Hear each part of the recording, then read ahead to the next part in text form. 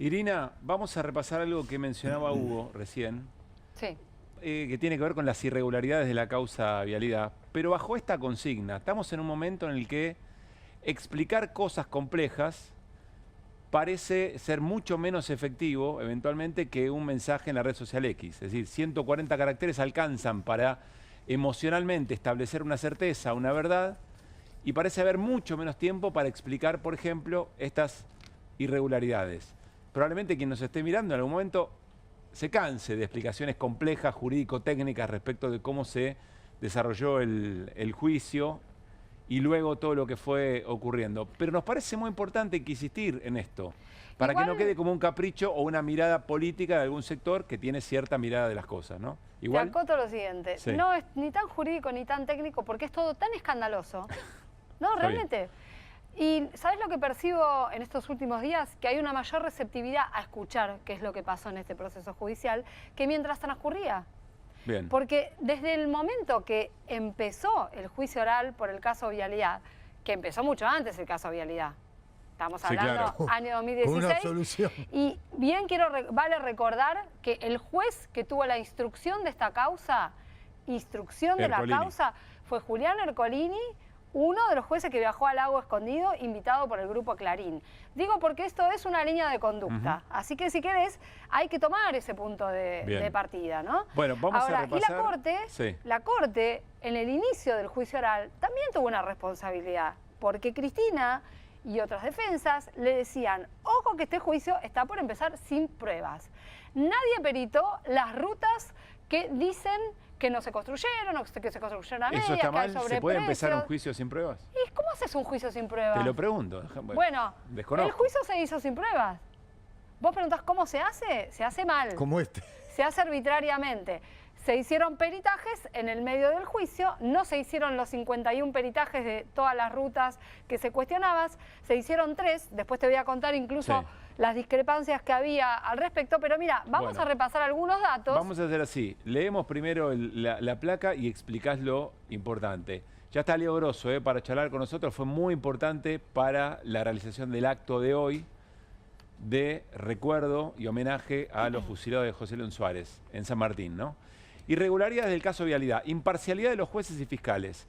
Diego Luciani y Rodrigo Jiménez Uriburu jugaron al fútbol en la quinta de Macri.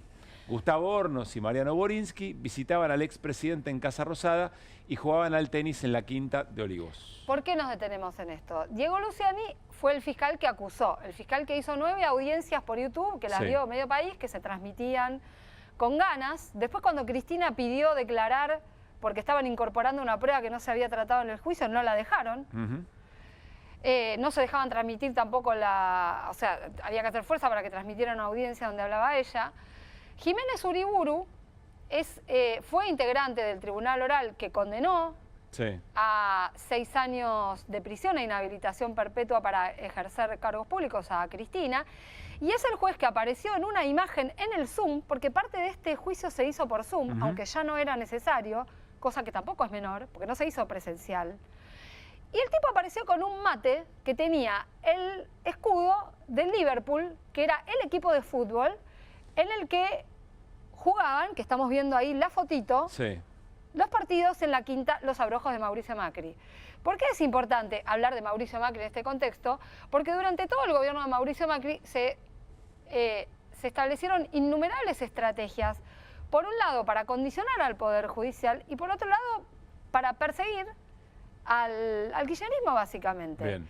Y de hecho se desarrolló la famosa doctrina de Ursún por la cual se metió preso a más de 70 personas. Acá hay algo muy de esquina para plantear también, ¿no? Hay que hacerse una pregunta con suma honestidad intelectual.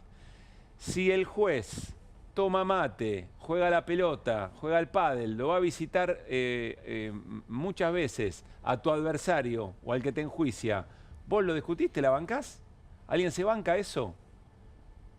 La respuesta es obvia y eso fue lo que pasó. Por lo menos sería muy raro. Vamos a la siguiente irregularidad. Son 5, si mal no recuerdo. Los jueces de casación, perdón, que vimos recién, Borinsky y Hornos. Borinsky es el que iba a jugar al tenis a la Quinta de Olivos, que fue además más de una decena de veces, no es que fue una vez, mientras Mauricio Macri pedía distintos castigos para Cristina, porque Mauricio Macri lo hacía abiertamente, no es algo que ocultara. Bien. Segunda. Bueno, acá viene lo de las obras.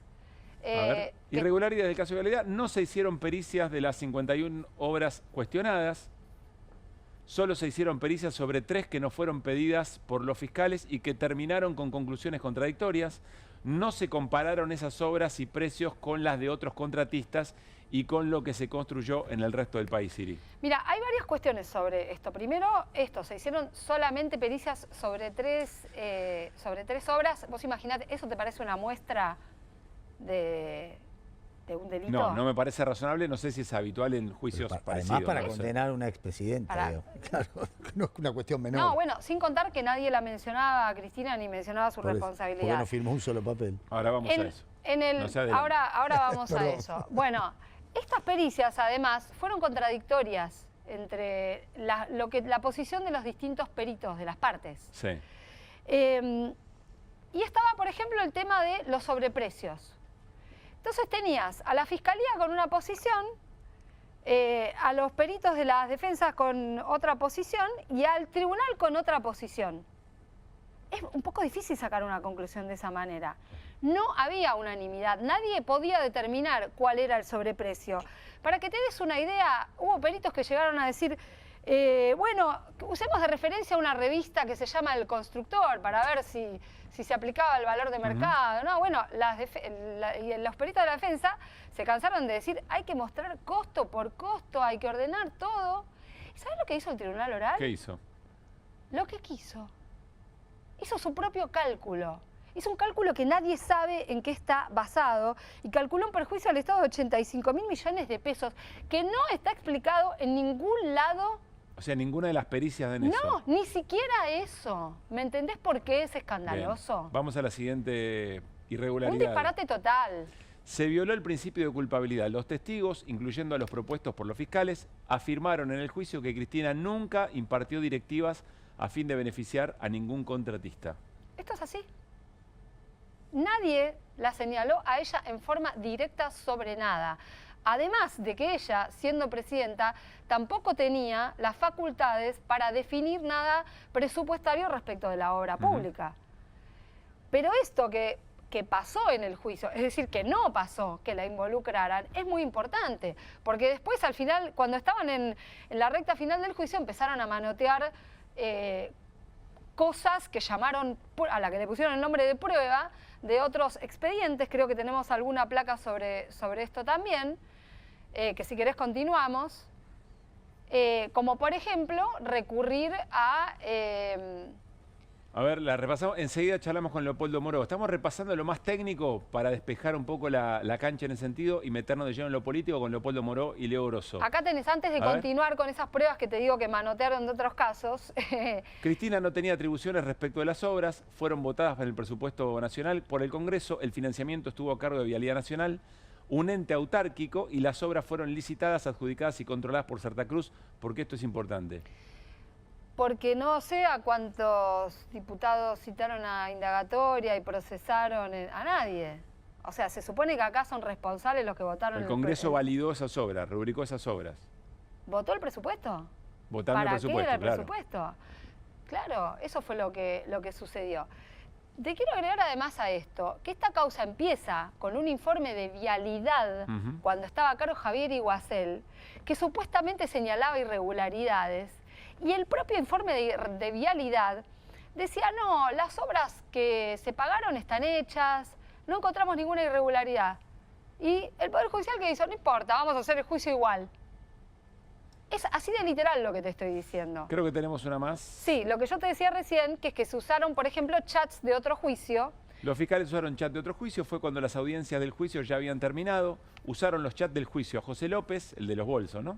Plantearon un operativo de limpiar todo entre Cristina y Báez. Los chats nunca se trataron en el juicio y los jueces le impidieron contestar. Bueno, estos chats... ¿No se puede usar evidencia de otro juicio? No, no se puede. No podés traerlo si no es parte de la causa. Y menos si a la víctima, bueno, también es víctima. Si a la acusada en este caso no la dejas defenderse de eso. O sea, tiene que tener la posibilidad de defenderse de esa, de qué se la están acusando. Pero más allá de eso, era una truchada total lo de los chats. Porque no es que había un chat de Cristina con José López arreglando que había que pagar, ni siquiera había de Lázaro Báez, era un representante de Austral Construcciones que en realidad le estaba reclamando que le paguen las obras. Porque se venía el gobierno de Mauricio Macri que suspendió las obras. El gobierno de Macri fue el que suspendió las obras. Ahí seguimos con esto. Es importante decir, Mariano, y los saludo, Leopoldo Moro. Que hay un detalle que vos decís todo el tiempo, que el 50% de la sociedad cree que Cristina es culpable, el 50% de la sociedad cree que Cristina es inocente. Yo te digo una cosa, yo no tengo ninguna duda que el 100% de la sociedad sabe que esta causa es una causa política. Que no es una causa por corrupción. Hay un montón de gente que nos sigue pero no es todo el tiempo las alternativas de una causa. Te digo, si no toda la Argentina, por ahí le pego en el palo, pero digo, todo el mundo sabe que una presunta causa que se siguió por corrupción, porque esto es en definitiva el origen, es que hay una presidenta que ejerció y tuvo un caso de corrupción, esto todo el mundo sabe que es una causa política, no hay ninguna duda, después de los jueces jugando al pádel, los jueces jugando al fútbol, las cosas que vos contás, que eso se sabe.